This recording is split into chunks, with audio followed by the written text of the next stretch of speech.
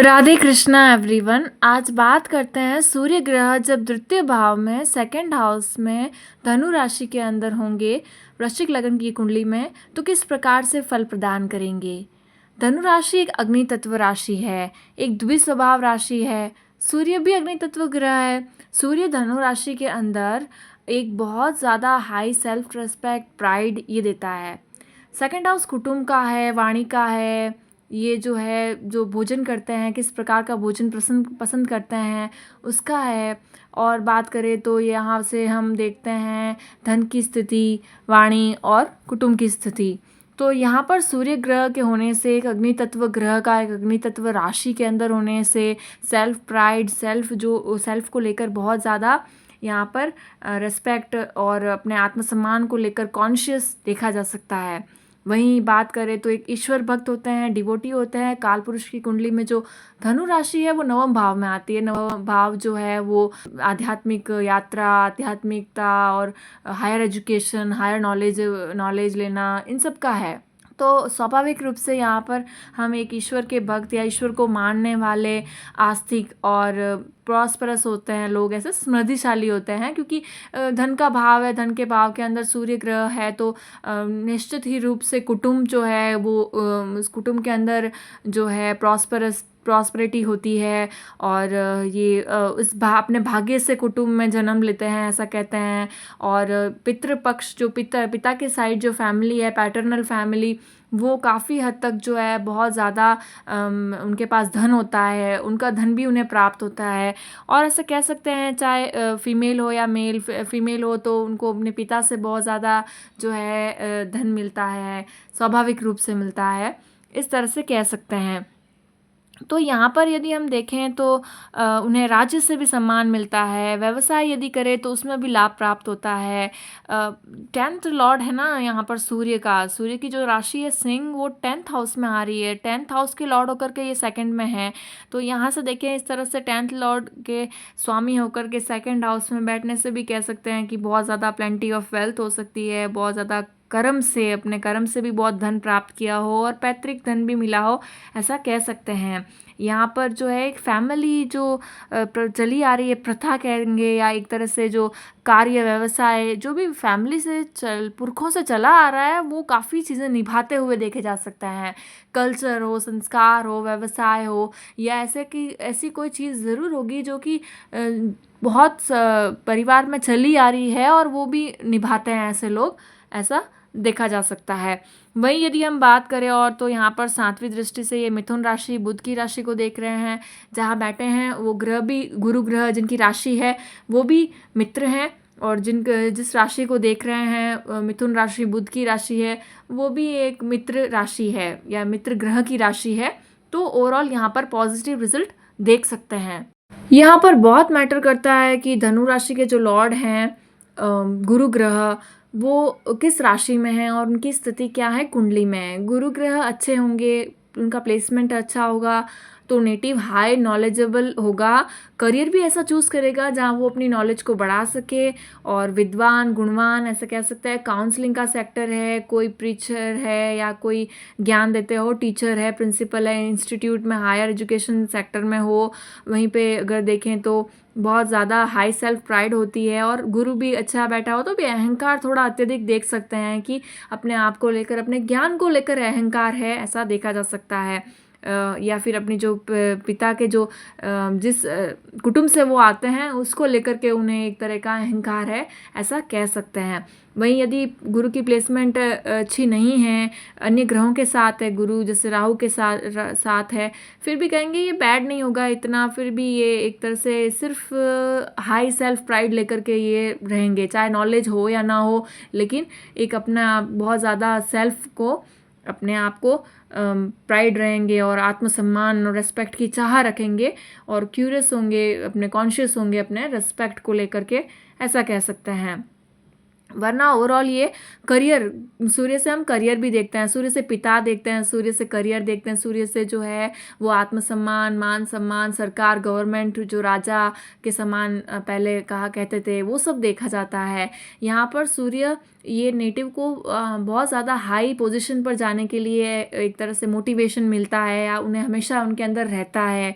सूर्य आत्मा का कारक है, सोल है। तो सोल का हमेशा डिज़ायर रहता है कि वो हायर पोजीशन पर जाए। करियर भी ऐसा चूज़ करेंगे जहाँ पर कानून का क्षेत्र हो, या जज हो, या फिर जो हायर पोजीशन मिनिस्टर की हो, या इस तरह से इन्हें पसंद है ऐसा करियर।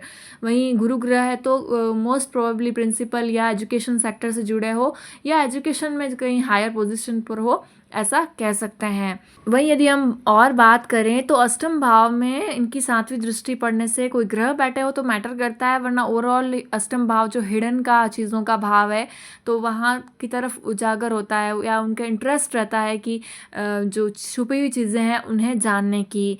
ज्योतिष में भी इनका देखा जा सकता है। बाकी जो चीज़ें हैं हिप्नोसिस या उस तरह की, उसमें भी उन्हें लगता है कि वो न्यूरो साइंस जिसे कहते हैं तो उसके बारे में भी जानकारी या जिज्ञासा, या यहाँ पर स्वाभाविक रूप से जिज्ञासु बनाते हैं। नॉलेज लेने के लिए हमेशा तैयार रहते हैं ऐसे लोग।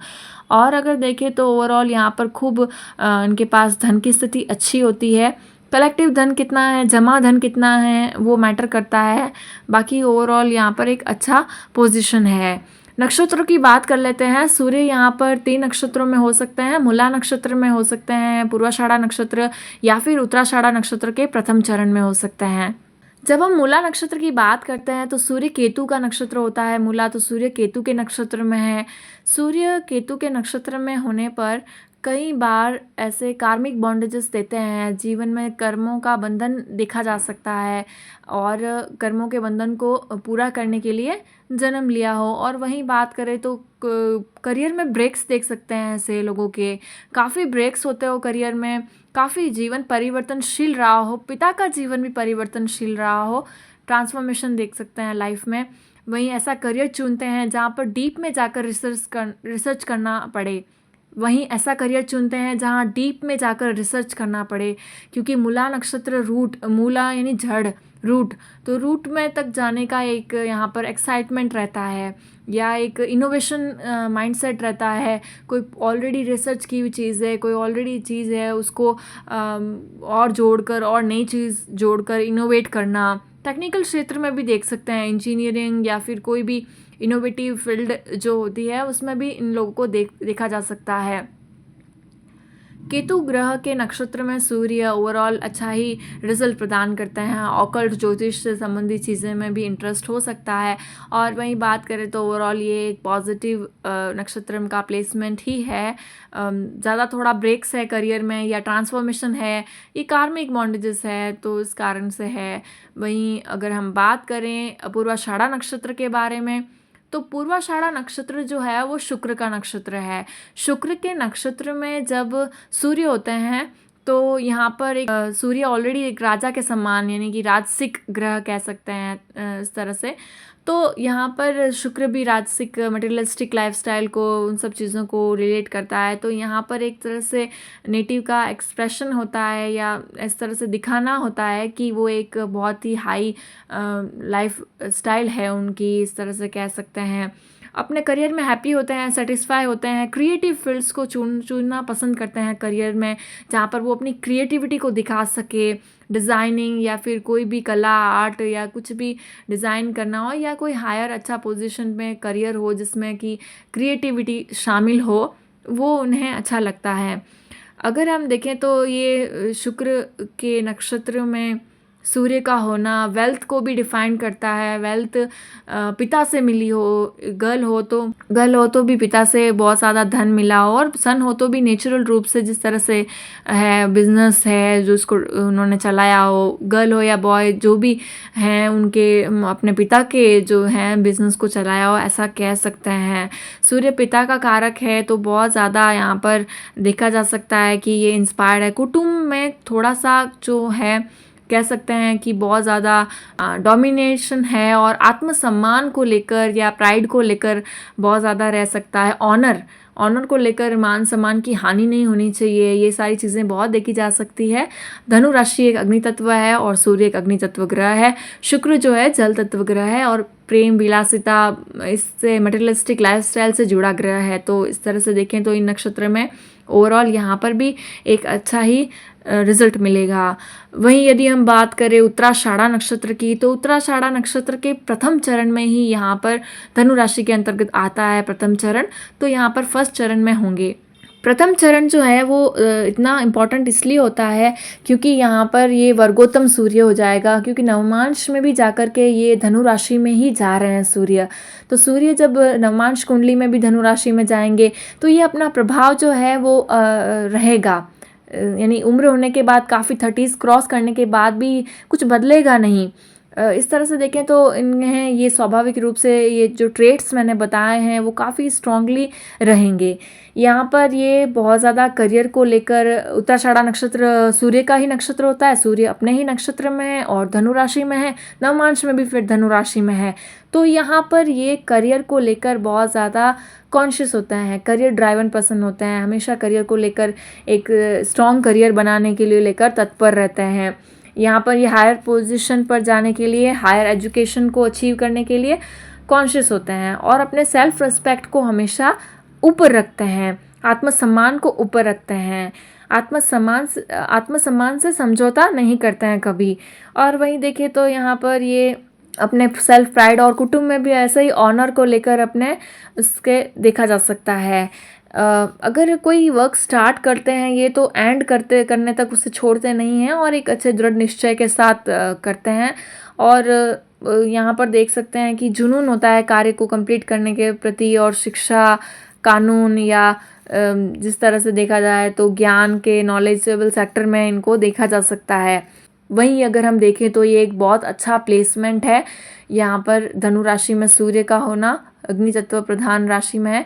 पर कई बार चीज़ें अच्छी नहीं होती है कि ज़्यादा अपने ऑनर को लेकर, आत्मसम्मान को लेकर नेटिव जीता है, फिर अब किसी की छोटी सी गलती से या प्रॉब्लम से जल्दी से आहत हो जाते हैं ऐसे लोग, और फिर अपने आत्मसम्मान को जल्दी चोट पहुँचने पर बहुत बुरा फील करते हैं। कुछ चीज़ें अच्छी होने के बाद अत्यधिक होने पर अति सर्वत्र वर्जते तो नेगेटिव भी होती है। तो ऐसे लोग अपने ऑनर को लेकर के ज़्यादा ओवर कॉन्शियस होते हैं। ये भी अब पॉजिटिव है नेगेटिव है वो बाकी ग्रहों पर डिपेंड करता है, लेकिन ओवरऑल ये बहुत अच्छा प्लेसमेंट है हायर पोजीशन के लिए और अच्छे नॉलेज के लिए।